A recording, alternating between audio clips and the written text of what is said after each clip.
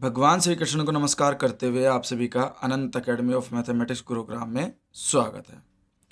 सबसे पहले तो आप मेरा चैनल सब्सक्राइब कीजिए और जो BSc fifth semester real analysis important theorems के नाम से जो प्लेलिस्ट बनाई है उसमें अब तक जो मैं 7 थ्योरम्स फर्स्ट चैप्टर की अपलोड कर चुका हूँ वो देखिए। उसके बाद इस थ्योरम पे फोकस करिए, ये भी इम्पोर्टेंट है।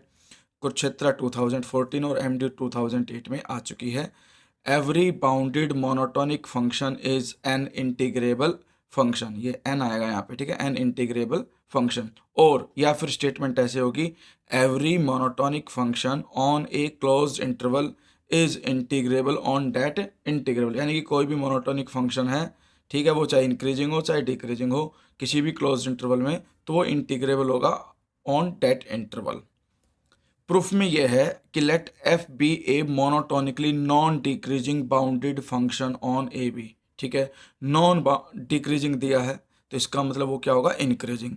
और इंक्रीजिंग में क्या होता है कि जो एफ एक्स है वो एफ ए से ग्रेटर है और जो एफ बी है वो एफ एक्स से ग्रेटर है। और कंडीशन ये होती है कि हम इंटरवल ए टू बी लेकर के चलते हैं, तो ये स्मॉलेस्ट वैल्यू होगी, ये मैक्सिमम वैल्यू होगी, और मैक्सिमम और मिनिमम वैल्यू के बीच में ये एफ एक्स लाई करेगा। तो इसका मतलब ये है।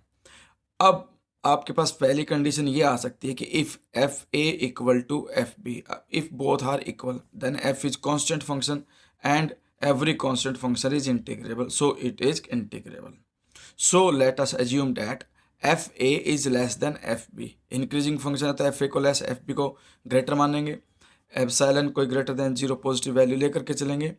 Given and P is A partition of A to B, जो इंटरवल ए टू बी है उसका पार्टीशन है P, X naught X one X R minus one X R से एक्स एन तक। Be any partition of A B such that norm of P is less than epsilon upon F B minus F A. अब देखो F B greater than है F A, तो ये एक positive quantity होगी और epsilon को पॉजिटिव क्वांटिटी से डिवाइड करूंगा तो ये इतनी माइनर वैल्यू आ जाएगी कि जो नॉर्म है ना वो अभी भी इससे लेस रहेगी। जितने भी सब इंटरवल्स बनते हैं उनके बीच की लेंथ होती है, उन सभी लेंथ्स में जो मिनिमम से मिनिमम लेंथ होगी वो आपकी नॉर्म कहलाती है, यानी कि एक प्रकार से डेल आर जो है वो आपका बनेगा। तो F is monotonically increasing function, so small M R is equal to F of X R minus one, क्योंकि हमारे पास कंडीशन ये होती है इंक्रीजिंग के अंदर कि फंक्शन अगर इंक्रीजिंग है तो जो एक्स आर माइनस वन है वो एक्स आर से छोटा होता है, तो हमारे पास जो एक्स आर माइनस वन की वैल्यू है वो एफ एक्स आर से छोटी रहेगी। तो ये हम जनरल केस में इसको एम आर मानते हैं और इसको कैपिटल एम आर मानते हैं। तो यहाँ पर कंडीशन ये आ गई, small M R is equal to F of X R minus one, capital M R is equal to F of X R, R is equal to 1 to 3 up to N तक। U F P minus L F P, ये upper some lower sum है, उसका formula ये बना दिया हमने, summation R is equal to 1 से N, M R अपर के लिए माइनस में लोअर, क्योंकि लोअर सम जो है माइनस हो रहा है, और इंटू में डेल आर, डेल आर की वैल्यू होती है एक्स आर माइनस वन। ये याद रखना कि जो डेल आर होता है हमारे पास वो एक्स आर में से एक्स आर माइनस वन को माइनस करोगे तो ये वैल्यू डेल आर की होती है। तो capital M R del R तो अपर सम के लिए होता है और small M R del R lower sum के लिए होता है, वो लिख करके समेशन और ये वैल्यू कॉमन ले रखी, इस तरह से कंडीशन बनी। फिर नेक्स्ट में इसकी जगह पे क्या रख दिया, del R, capital M R की वैल्यू एफ एक्स आर और स्मॉल एम आर की value F X R minus one.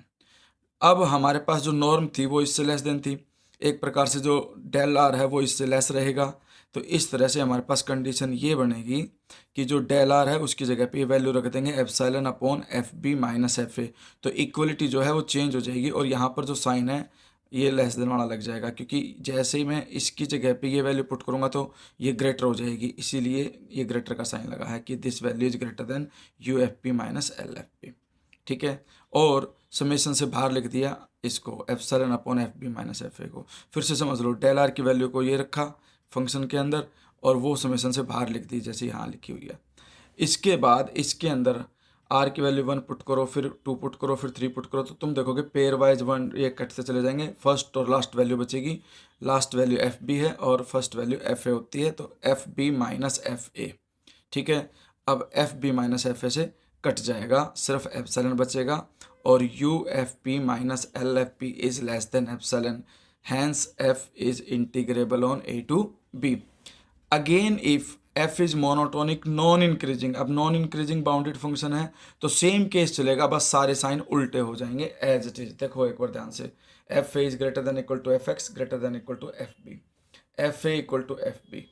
फिर अगर इक्वल है तो कांस्टेंट फंक्शन ऑब्वियसली ट्रू होगा, इंटीग्रेबल होगा। फिर so let F A is greater than F B. हम मान करके चले कि आपकी बार एफ ए यानी कि जनरल जो डिक्रीजिंग फंक्शन होता है, डिक्रीजिंग में केस उल्टा होता है। अगर फंक्शन आपका डिक्रीजिंग है तो इसमें जो पहले वाली वैल्यू है वो बड़ी हो जाएगी बाद वाली वैल्यू के, ठीक है। तो ये कंडीशंस में ध्यान रखना। फिर epsilon greater than 0 P given, P is the partition of A B such that norm of P is less than epsilon के अपॉन में अब की बार F A minus F B, क्योंकि एफ ए बड़ा है एफ बी से और ये वैल्यू पॉजिटिव रखनी है हमें, और डेल आर होगा एक्स आर माइनस 1, ठीक है। अब हमारे पास small M R capital M R की वैल्यू भी बदल जाती है डिक्रीजिंग फंक्शन में। डिक्रीजिंग फंक्शन में क्या होता है कि जो स्मॉल एम आर होता है वो एक्स आर पे जो फंक्शन की वैल्यू आएगी वो होगी, और कैपिटल एम आर फंक्शन की वैल्यू एक्स आर -1 पे जो होगी वो मानी जाएगी। फिर वही फॉर्मूला लगाओगे, U F P minus L F P is equal to summation M R minus small M R del R. फिर एम आर की वैल्यू ये है, स्मॉल एम आर की वैल्यू ये है, del R as it is, del R की जगह पे epsilon upon F A minus F B, और यहाँ पर ये कंडीशन है ही। इसमें वैल्यू डालते जाओगे तो तुम देखोगे कि F A minus F B बचेगा आपके पास, और F A minus F B से ये कैंसिल होकर के क्या बचेगा, एप्सिलॉन। यहाँ पर आपको ना दो चीज़ों का ध्यान रखना है। देखिए summation R is equal to 1 से लेकर के n तक है F X R -1 minus F X R, ठीक है, इज इक्वल टू आर की वैल्यू 1 डाल ली मैंने, तो ये एक्स नोट हो गया और ये आपका हो गया x1, फिर प्लस का साइन। अब हम आर की वैल्यू 2 डालते हैं, 2 डालने पे 2 - 1 यानी कि x1 माइनस में fx2, फिर प्लस 3 डालोगे तो यहाँ पे x2 आ जाएगा माइनस fx3, और चलते चलते लास्ट में fxn-1 माइनस में fxn आ जाएगा, ठीक है। तो हम देखते हैं पेयर वाइज ये कटते चल रहे हैं इस तरह से, ये माइनस ये प्लस, ये माइनस ये प्लस, ये माइनस ये प्लस, इस तरह से ये बचेगा, और ये एफ एक्स नोट का मतलब ए है माइनस एफ एक्स एन का मतलब एफ बी है, और इनको पलट दोगे तो F B minus F A आ जाएगा इंक्रीजिंग वाले केस में जो हम पहले कर चुके थे। तो इस तरह से ये वैल्यू कट गई less than epsilon, so F is integrable on A B.